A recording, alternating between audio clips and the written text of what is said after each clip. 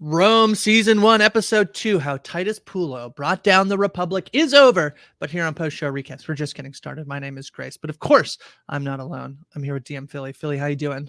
I'm so good. I'm really excited to see how Titus Pullo brought down the Roman Republic. We saw it. He gambling. This is a real problem. Yeah. Shouldn't do it. Bring down a lot of empires, Grace. We're well on our way. As a Twitch streamer, I'm pretty familiar. Yeah. I would like to say I am watching this for the first time, and so I don't know what's coming next, and so maybe you should actually be writing the little recaps, because I said last episode was like Julius Caesar marches towards Rome, and like I do feel like episode 1 played a little fast and loose with time a little bit. Like they're not like putting title cards, they're not saying you know this is this date, whatever. But like we get like the death of a woman, the man getting betrothed to another woman, then breaking off that betrothal, and then literally getting married, all in episode 1. So I assumed we covered a vast amount of time. I guess that could have been like 4 days or whatever. I don't know how they did things in ancient things Rome. moved fast in ancient Rome. Grace. I'm learning. Yeah. Except I find that like the end of every episode so far is like Julius Caesar is marching towards Rome, and he's not quite there yet, but he's going to Rome. The march is slow. He's got a whole legion behind him. They don't all. No, one legion historical. I guess he has 3. Does he have 3? He has no, it's just one ragtag legion. Yeah, all he's actually still got with him is the 13th. But they're wearing sandals, for Pete's sake. I mean, they're doing the best that they can. It's rough to rain out there. Who's Pete's sake? Is he in the legion? Pete's sake? We haven't met him yet. He shows up towards the end of Caesar's reign. Okay. Yeah. So we're talking about season 1, episode 2. Rich, how Titus Pullo brought down the Republic. But first, I just want to remind folks, as we get started on this journey of recapping the TV show Rome every day in the month of October, every weekday, 22 days, 22 episodes. Make sure you subscribe, postrecaps.com/Rome. Rating and reviews are much appreciated as we launch this new adventure and we put it up the charts. It's the fall of Rome, Rich. The fall of Rome. It's good. You have a really good announcer voice. Thanks. I try. I practice. I'm a voice guy. Yeah. What'd you make of episode 2? Going back and rewatching it for you. I loved it. I like totally forgot how much I love this episode. Titus Pullo is such like a maniac, you know. He's just this like unhinged guy that is adjacent to all of these gigantic events that are transpiring. And I think it's such like a great narrative device to have. And every man might be the wrong term. I was not expecting Rome to basically be the Roman Empire meets Forrest Gump, but here we are. I know, it's pretty close, right? There's like the classic quote of like when Caesar marched on Rome, there was, I forget who it was, that said like the die is cast, right? And we know that I love dice around here, but the idea that like it's Titus Pullo's gambling that like ends up creating this series of unfortunate events that conspire to like prevent the correct vote and the veto. I love it because of the humanity in it, you know what I mean? Like the fact that like they're too busy fighting, they can't hear the feet. There's so much good stuff here. I really dig episode 2. Yeah, Mark Antony is in episode 1, but I feel like really has a breakout here in episode 2. Gets to be the People's Tribune. Very fun. And this whole like, all the ways in which like Pompey is trying to make sure that everything happens via technicality is pretty fun. And like this, like, you know, basically really poor survivor play that's happening, as if like, well, what if we say the tribal council never actually ended and we come back and we get to vote? Then I get to use my hidden immunity idol.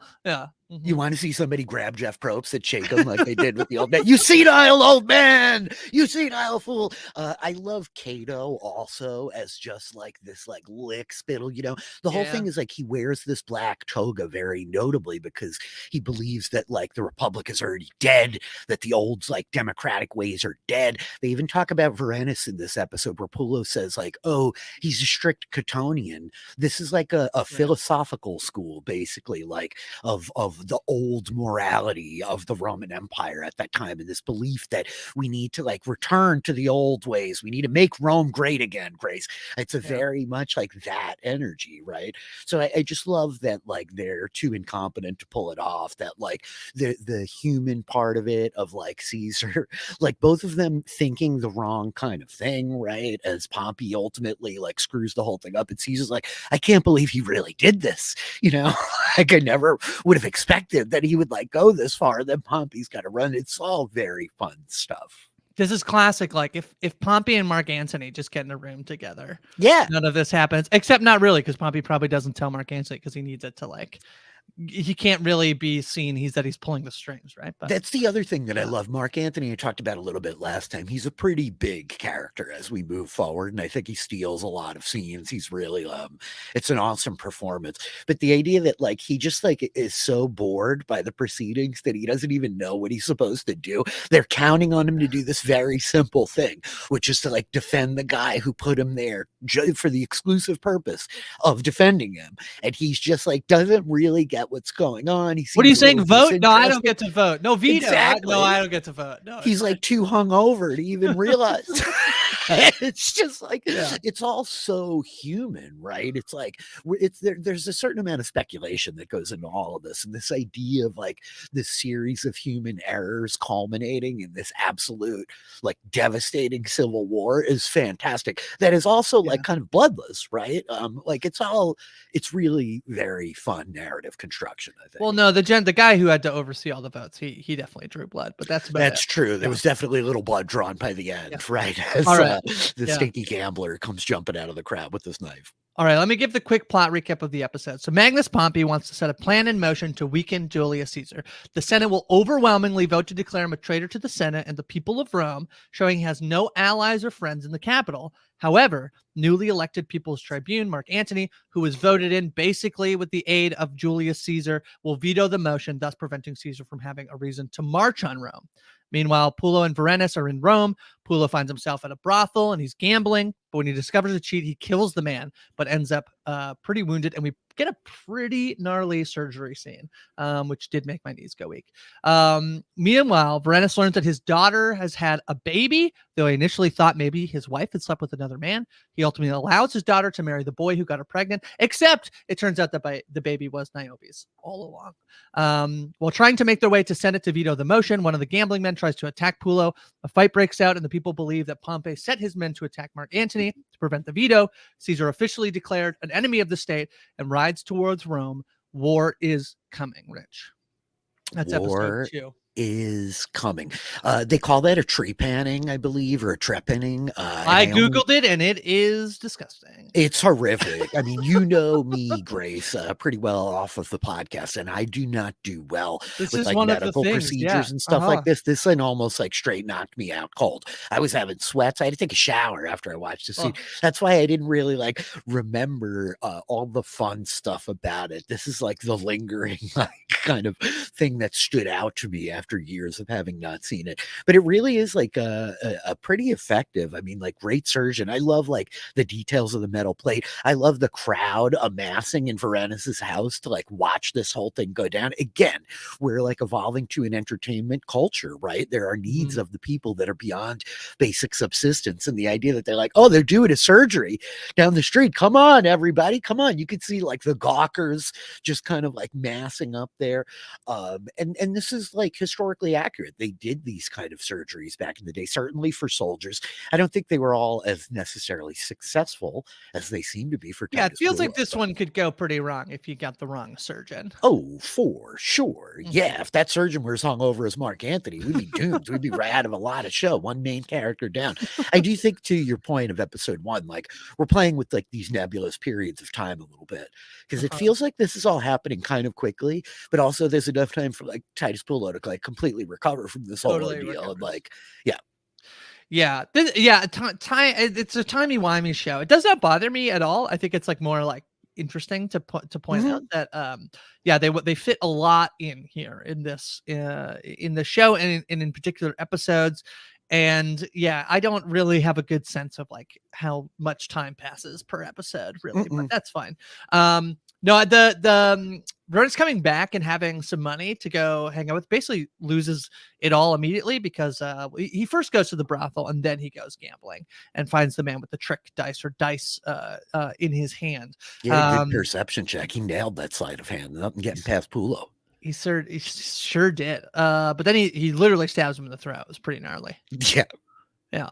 But yeah, the surgical scene, I will just we won't need to touch on it too long, but I thought it was so effectively done for a TV show. Like it is absolutely disgusting.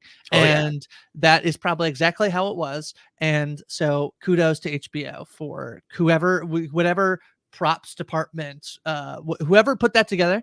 Well done. You're very good. Again, I mean, I talked about it a bit during episode 1, but part of the reason that this season is so beloved, or this show, I should say, is still so beloved years out from it, is the historical accuracy. They really like went above and beyond to try to capture everything that they could in terms of historical accuracy about ancient Rome, right? There were devices just like this that have been verified, these kind of like bow drills that they end up using to do the tree panning, like, it's ultimately like the sawing of a large hole in one's skull, right? The metal plates in there. It's pretty good that they have like these preformed skull-sized plates. It's lucky that like that thing fit him just so, Yeah. Mm-hmm. Yeah. Yeah, true. Yeah, it's pretty gnarly. It looks horrific, and so I think it was very effective. The other half of our dynamic duo is Veronis. He's going to come home, and the scene where he thinks that Niobe's baby is Niobe's baby, like when Yep. he's actually predicts it right, and then she plays it off like, no, our daughter had a baby. Pretty smooth from Niobe. Pretty smooth. Yeah, she handles it great. And Dear Varma, like showing up more recently on Obi-Wan, clearly like from Game of Thrones is where she really has popped off. She's great. I think she's a great actress. She's always often very good with like not very good roles. And this is a very good role. And I really like love her in this space, but she does like manage him really, really well. It seems like she's got a good conspiracy going on. The daughter's in on it. Like, what does this kid think? What does like the daughter's like betrothed think of this whole situation, Grace? He must be deeply in love to be willing to like take this hit for the mother-in-law. Huh? The son-in-law, the new son-in-law. Yes. Yeah. Yes. Yeah. Although he is a successful drover family, which is like Yep. herding cattle and sheep, I believe, right? His house may be made of manure, but it's quite sanitary. Does not smell at all, Grace. Does not That's smell. right. Yep. That's right. Yeah, good on this guy for he's like, I didn't remember we had a baby. Elbow, play along. Yeah, except at the end, like this, like we get the reveal where she's like gonna nurse the baby, and the reveal is like that's her baby. Gonna be tough to get around as Veronis is like, I'm not going back to war. I'm actually gonna hang around. They're like, oh, I don't know. Trouble. Yeah, I don't know how we're gonna keep hiding this, but sure. Yeah. Veronis, in Niobe's defense, I guess, or not even defense, but maybe to make it a little easier, Veronis does not seem like a guy who's paying a lot of attention to the women in his life. Notably, this guy is like clearly really blind in certain areas. I love like the idea too. We talked about the distinction between like Veronis and Pullo last time, and there's a real like Oscar Felix kind of odd couple energy between them, where like one of them is clearly lawful and the other chaotic. But Veronis is like a soldier. He just doesn't know from any of this. He's been gone for 8 years, and like Niobe does not look that old, Grace. Like we given like his own daughter who was just like betrothed here that he's like fixing up with the drover. We can imagine like, he doesn't know this woman. She's fundamentally a stranger to him. He's coming back to a stranger. And this is a really interesting thing for me. My grandmother used to talk about her father, my great grandfather, fought in Turkey, and he was gone for like 8 years from their family, the same exact period of time before coming back. It's really crazy to think about, right? Of like, I mean, like my marriage, I don't even know made it 8 years. I got like right to the cusp of the whole, and I was there for the whole time. So it's just incredible to think about the frame of things, especially in a world where like life expectancies were not 90 years old, right? Like, That's right. This is a long time, 8 years, when you gotta like probably like live to like 50 something, Yes. Yeah, I mean, yeah, this, although I also think like her daughter is like, can't we just say like we thought he was dead? Like you told him we thought you were dead. Like they stopped paying your wage, and they're like, we're never wrong. When somebody's dead, they're dead, and you don't get paid any more money. And she's like, no, we definitely can't do that. He will kill us all, I believe he says. So, Well, yeah, to where I'm like talking about it from Varanus's point of view, like he also is a stranger to Niobe, right? And so like mhm, she has no clue. All she knows is like she married this man who left her at home with a couple of kids and now has been off like killing Gauls for 8 years, right? Like it's not unreasonable, especially given the first interaction that they have as he comes back, to imagine like this is not a man with like a great amount of temperance. He's not going to have understanding or compassion or like empathy for the situation here. And in fact, he is a trained killer, and we might not want to like necessarily give up the goat in terms of like everything that went down while he was gone. yeah, also, speaking of time, when they march on the Senate, Veronis gets stabbed and then gets taken to Caesar, right? Is this right? I'm thinking. Yes, And yes, then and this yes. whole thing about crossing the Rubicon, which I did not really. I mean, I'm not a huge geography, buff, Mhm. but that's still a saying, like crossing the Rubicon, right? Is that Oh, not like sure it is. like it means something significant, is that you can't go back. So this whole thing where he is going to end it, he feels like he's maybe on the wrong side that he would not have been on because he was with them when they marched towards Rome, and therefore he's The been. Rubicon was a river, yeah, that Yeah, like ultimately like delineated the border of Rome, right? And there's this whole notion of like can't wear weapons. They're giving Mark Antony grief for wearing like the soldier cloak in the Senate chambers, all this right, kind of stuff, right? So this notion that like yeah, crossing the Rubicon is like the point of no return that you're going to come over. It's yeah. right. Yeah, a lot of time. This is what I'm saying. A lot of time because he go he's in Rome and then he's back with He crossed Caesar, the Rubicon to and then get to Caesar, and then he crossed the Rubicon again to come back. Yeah, there's a lot of like there's a they're lot. jumping back and forth over the Rubicon. Yeah. That's all right. Yeah, that's fine. That's fine. And then when he wakes up and he's like, so we get this at the end here, and we'll get to like the Mark Antony and the Pompey and Caesar of it all. But this idea that the man actually was trying to kill Pullo, who Mhm. then is like, nah, we won't mention that. They were actually, we'll just, this whole thing about trying to kill Mark Antony sounds great to me. And when Baronis wakes up, he's like, that guy was trying to kill you, right? He's like, nah, I'm not really worried about that. I'm not What's done sure is done. about that. Like, how can we verify that? I mean, we're not going to be able to ask him now. Only the gods know. I do love it. There's real like Rosencrantz and Guildenstern energy to these two. Uh-huh. Also, like these guys off on the side, like the whole thing of him like waking up and it's really I don't know. It's good. I love that Pullo ultimately is just in the middle of all of this, and it really is like his indulgence and like his very simple kind of drives and impulses that lead to this entire situation, right? The whole like parting of them too, for Ennis being like, listen, the good you want to go to the good brothels by That's the right. temple, That's right. like of Veneria. Like that's where like you need to be going now. You're a It's a good respected tip. soldier now, It's a Titus, good tip. It's smart. Yeah, it's Yeah. good. He's like, I'm gonna Yep. go home. I'm gonna go hang out with my family, but if you want to go to the good brothels, that way. Make a left, not a right.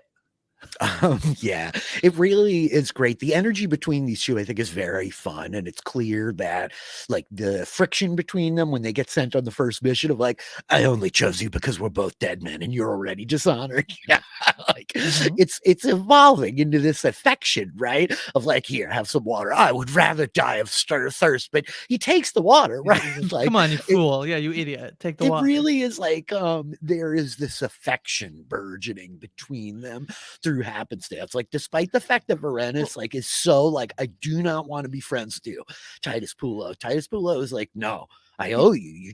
You got me out of the stockades. Like, I he owe you, pays for his life-saving surgery. He's like, dealing out coin to the surgeon, right? Pullo, like, yeah, pulls up grievously wounded. Pullo's Yes. like, hey, buddy, I need some help. He's like, all right, I'll help you. Yeah.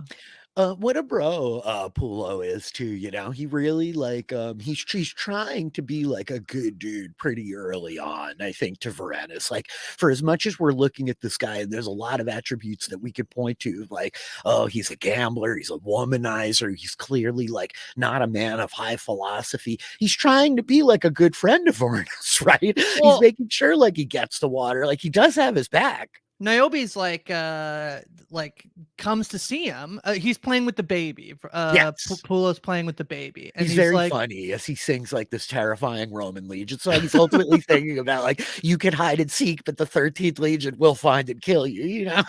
yeah. And So she's like, I was pretty lonely when my husband was gone. He's like, but he talked about you all the time. Like every mhm. day he was like, she's great, she's beautiful, I love her. He's like, he said he didn't really know you. He's like, oh, well, I don't know. Just trying to have his back, you know? Well, that's what I'm saying, though. He's such a good friend. And then he just like he doubles down on it too, where she's like, he's a mean man. He's got a bad temper. Pula's like, no, no, no, no, no. He's a good man. I never saw him take another woman all these years. All That's he right. talked That's about was right. coming back to you, right? And she's just like, I know that you're not friends. And he's like, yeah, he's got Yeah. a real ill temper. You're right.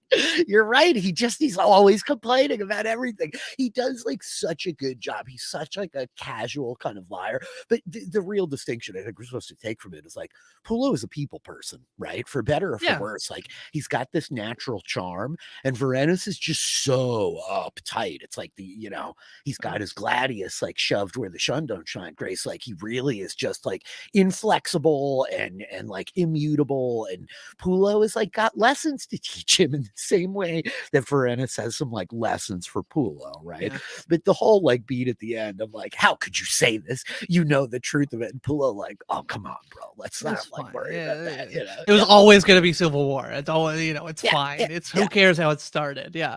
Yeah. I mean, Pullo is a people person. I saw him at the brothel. He's with a lot of people. I saw him. Yeah.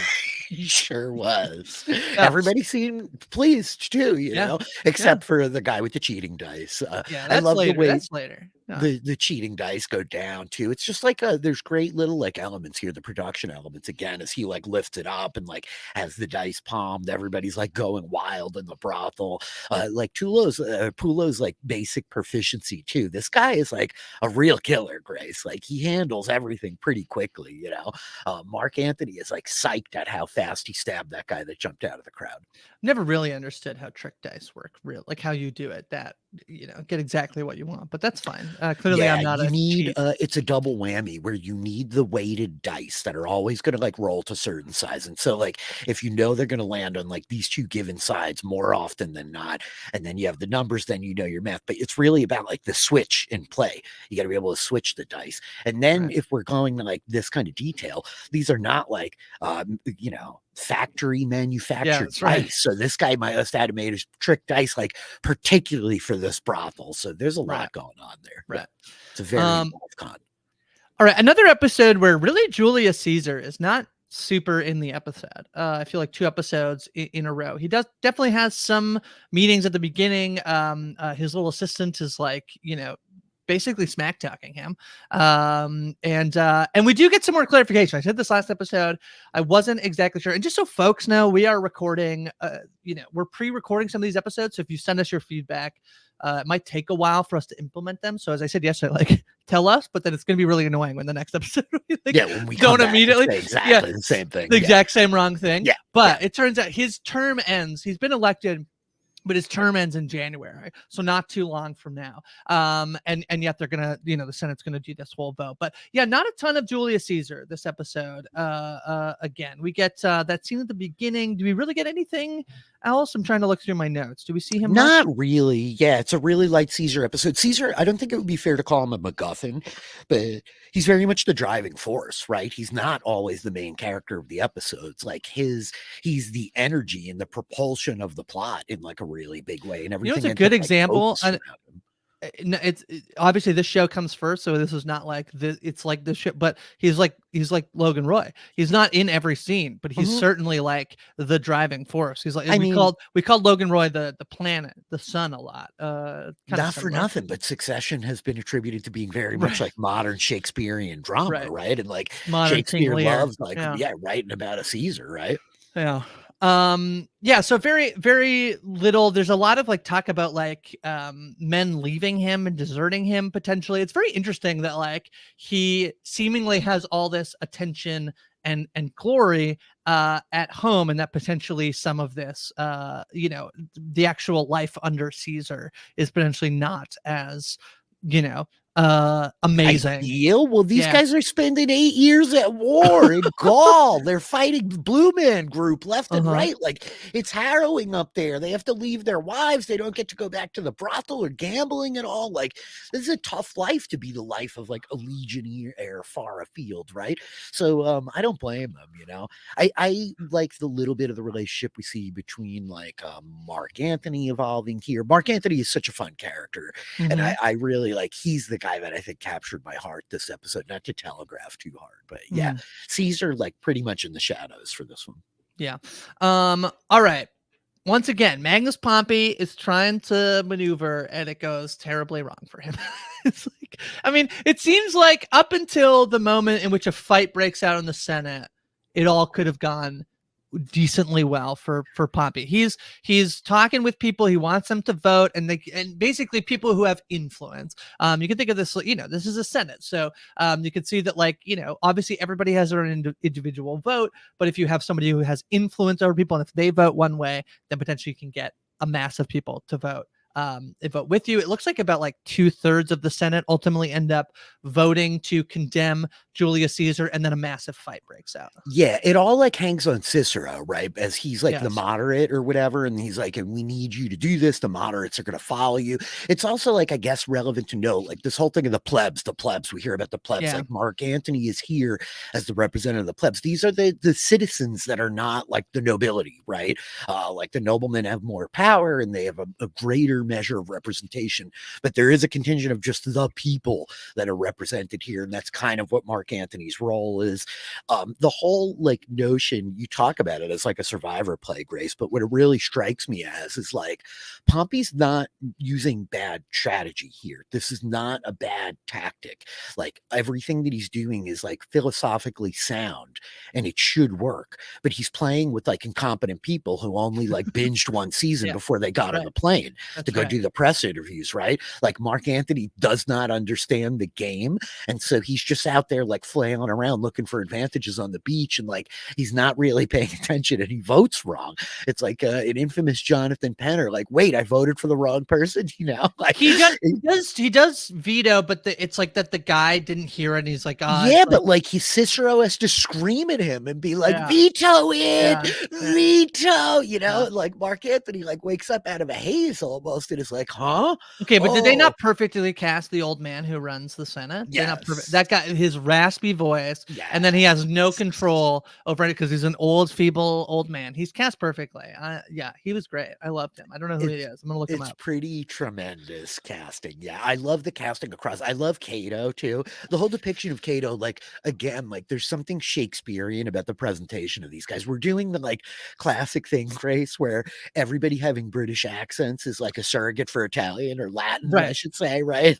Like totally translates, and like I just kind of love that. It's a Shakespearean kind of trope that has been like applied to the modern way that we look back to the Roman Empire because of kind of the English fixation during like the rise of the British Empire, right? And so it's really fascinating the way that like these stories get filtered through the cultures that are retelling them and then refiltered again, you know?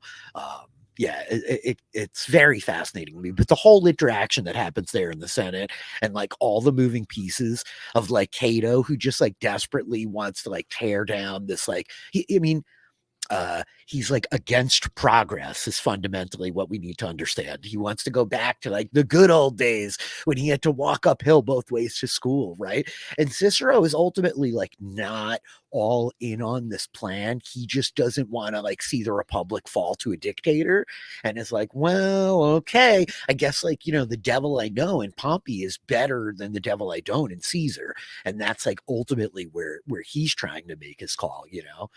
And Mark Anthony's like just moment of incompetence here. It's like there was a moment where he could have acted in time, but this brawl breaks out and like they miss the window, you know.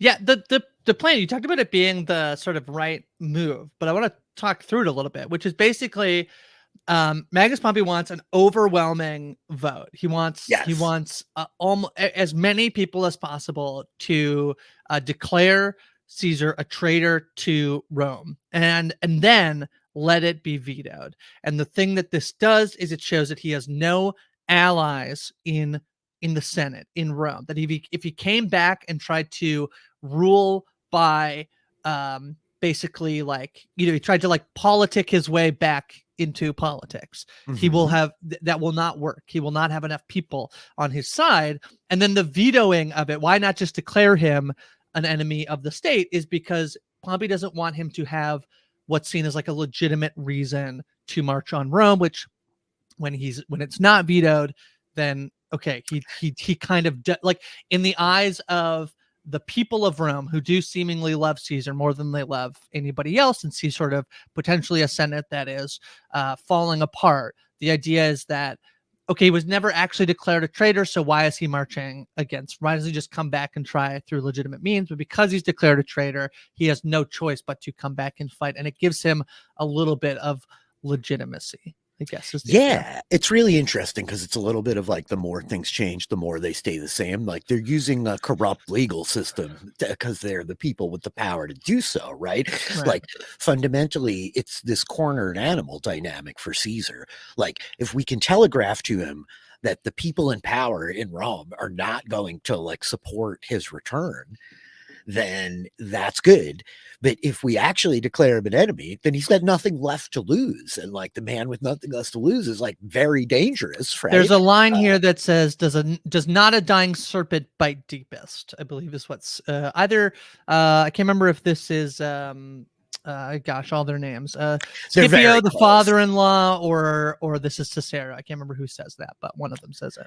Yeah, it's very close. And I mean, they're not wrong, like Cicero was like the one in episode 1 saying like, no, like, Pompey's not wrong. We shouldn't just like ostracize Caesar. We don't want to do that. We also don't need to like bow to him just because we're like intimidated. There's a middle ground here, and it's against all his better judgment that he does this. So again, like, I don't think it's necessarily unsound, right? Like, ultimately, it goes back to like, Varys does the great thing on Game of Thrones, where I think it's Varys, where he talks about like, who truly has power.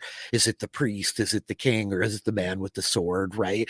And like, fundamentally, it's the banker, right? Like, that's who's got the power, right? Because like, the king with like a bankrupt kingdom can't pay the guards that are gonna like give their life for him. Like, the religious power holds sway over the people, but like, ultimately, you got to be able to like pay the soldiers. This is like a fundamental problem for Caesar, and like, the wealth of the nobility are really like important, as well as the just like the tacit approval, right? And like the willingness to like take him back in. Like, if they turn him away, he's got like nowhere left to go. He's going to be like exiled to Gaul or wherever it is, somewhere outside of like the power center. It's all really interesting in terms of like the motivations that drive these people, and like, yeah, I don't know, the ways that it all falls apart. I know I keep like repeating it, just being so like relatably human. Like, we can like analogize it to Survivor, because these are the same like incompetent kind of mistakes that like a bunch of actors will make in Fiji next summer. And like, it's just the same thing repeating over and over again. Yeah. The last sort of people we haven't really talked much about is Attia and her kids, Octavian and Octavia. Not much here. Attia is going to be sleeping with Mark Antony. Good for her. That's good. Not much else going on. Her daughter is very much hates her and can overhear her having sex with Mark Antony. Mimics the noises. We get a but little really, when Harry met Sally scene happening. That's right. There. That's right. But not a ton here. But basically, Attia clearly in the sort of like middle of things and trying to figure out how to move forward, but much more on Caesar's side due to her link to Mark Antony.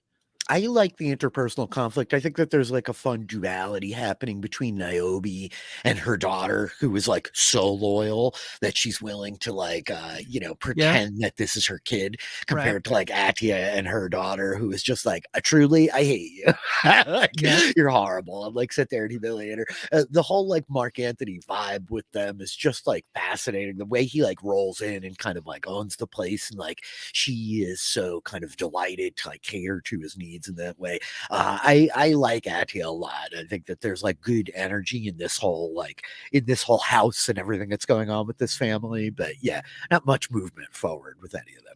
Yeah, that's about it. All right, should we do some segments here then? We're gonna pit some folks in the Coliseum. Last week I believe you went first, so I'm happy to go first in terms of who I think had a good episode and maybe should battle it out in the Coliseum. I'm tempted to give it to Pullo. I mean, he catches the gamble. I know he gets then very badly beaten, but he has life-saving surgery due to paid for by his friend who doesn't really want to be his friend but is willing to do it anyway. And then it excellently maneuvers the fact that the gamblers then try to kill him, and essentially, in his favor, that like, oh, they're actually trying to kill Mark Antony and stop the veto. I think I'm gonna put Pulo in the Coliseum. I That's think Pullo is like a really good nomination. I think I want to nominate Mark Antony yeah. for the fact that like he does not want this job really. Uh-huh. He's like a soldier. He's glad to be back, hanging out with Actia. He's having a pretty good time. He likes it when Octavia makes fun of her. Even he's like, "This is fun. This is funny." She's really like just read you for filth. It's kind of hilarious. But like he doesn't want this gig as the representative of the plebs. He can't even be bothered to do his one job. He had one job, Grace. All he had to do was veto. He can't be bothered. I think that he knows that the gambler jumping out of the crowd is not trying to kill him at all. I think that he's well aware that the guy's coming for Titus Pullo, and he's just like, well, this is pretty convenient. Let's get to killing, boys, as he's gonna like pull out his knife, and that really he like is just psyched to have Caesar come back and like pub stomp all of Rome. And this is what he wanted in the first place. So it's not actually gross negligence or incompetence that leads to all of this on his part, but a very savvy maneuver as he's utilizing the like chaos that surrounds Titus Pullo to further his own agenda.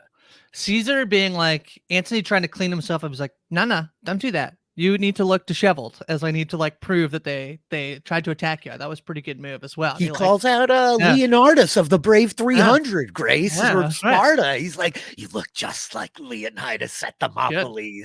It's really good stuff. I love when I get to Leo point at the screen. I know that movie. I saw that movie. I have no real context for the historical event, but vaguely. I'm happy to give this to Mark Antony. I think that I mean, both him and Pullo get attacked, and one of them doesn't need surgery to fix their brain. So I think that it's totally fair to give it to Mark Well, Antony as the winner. on the other Uh-huh. hand, I don't, I'm gonna like leave you a little bit in the dark as to whether or not this is like a very next level savvy political maneuver on my end, or I'm just weak-willed and willing to acquiesce to all your arguments because I think Uh-huh. that Pullo probably should win. This is like literally the Right. name of the episode is how That's Titus true. Pullo brought That's down the true. Republic. I That's think that true. like I gotta give it to the title Okay. character, All right. probably. I just needed to like come up with some There reasonable competition. there's a great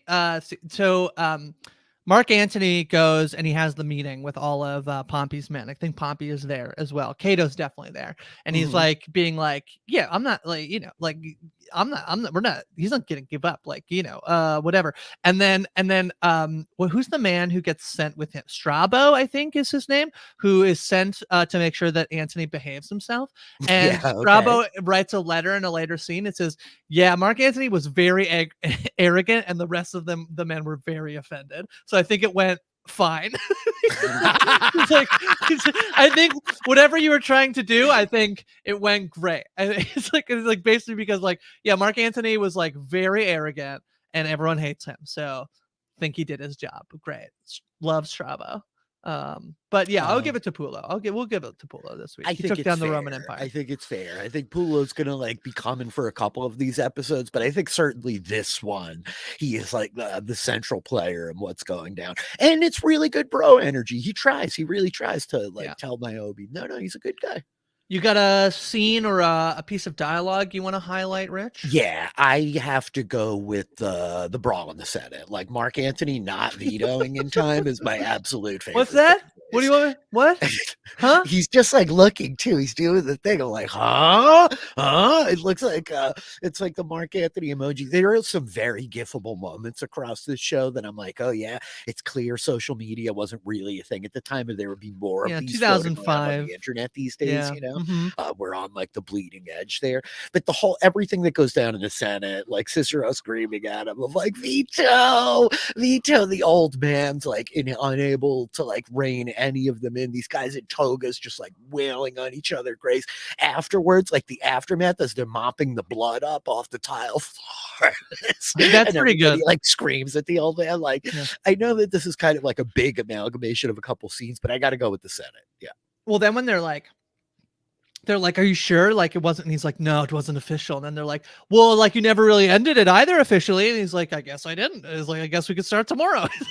The way they just like completely play him there is pretty funny. If you go serious, I'll then like to go not serious, which is Veronis comes home and Niobe has very graciously made him some food and he's eating. And this is when they had the conversation about the fact that she thought he was dead. And he goes, well, you know, I'll go deal with the money. I'll go make sure we get paid for my service. But also I have lots of rewards. So don't worry. And also I'll sell those slaves and we'll make money. And he dumps out a bag of his tchotchkes. Yes, including a giant phallus. He's like, pretty good, right? He's very proud of the giant phallus. He's like, cool, man. Awesome. Great. Good to have you back for this, you know, in 8 years. She literally is like, nice. Cool, man. Rad. Awesome. It's so good. It really is hilarious. That large phallus. He's like, yeah. I got that as a reward. Like, what are you gonna do with that? Is it like, is he gonna sell it? I guess I don't know. What's he gonna do? Well, whatever. Preserved, whatever his technique was. It's so silly. Like pours up. Maybe that again. If you're, you know, the expert of the Roman Empire, you're like that was very common that they would bring back the phallus. So it was like a, you know, great. More crossover energy with Succession, you know. That's all I'm saying. I was actually thinking the exact same thing. It's some that's some Conor Roy energy. Conor Roy energy, yeah. That's right. All right, we'll be back tomorrow with episode 3 of season 1, which is An Owl in a Thorn Bush, Rich. Heck yeah, An Owl in a Thorn Bush. This one definitely not as literal of a title as how Titus Pullo brought down the Republic. I had to like do some head scratching at the end of like, they're really going like hard left and hard rights, Grace, of like their most literal episode title ever to like play the metaphor game, which who's the owl? Where's the thorn bush? Yeah, the stolen eagle is like a mixture, but it's like that's literally what happens. Yeah. But like, you know, what could that mean? Oh, interesting. At least it's not called Pilot. It's and the episode 2, how Titus Pullo brought down the Roman Empire, and then An Owl in a Thorn Bush. That could be literal. We don't know. They could just find an owl in a thorn bush. Like, oh man, about the owl in the thorn bush. I guess we'll find out tomorrow. My big question is, despite how much timey-wimey shenanigans we have going on, will Julius Caesar make it to Rome? Is my question. That's for a good tomorrow's question. episode. Yeah. Caesar approaches. Yeah. All right. We'll be back tomorrow. I'm on social media. I'm at Hi from Grace. Rich, where can people find you? I'm at DM Philly. My DMs are open. Hit me up. All right. We will be back tomorrow with more of the Fall of Rome. Until next time. Bye-bye. Did I say something interesting last time? Did I have an ending? No, I don't know what I said yesterday. You just said bye-bye. Okay. All right. Bye-bye. Bye.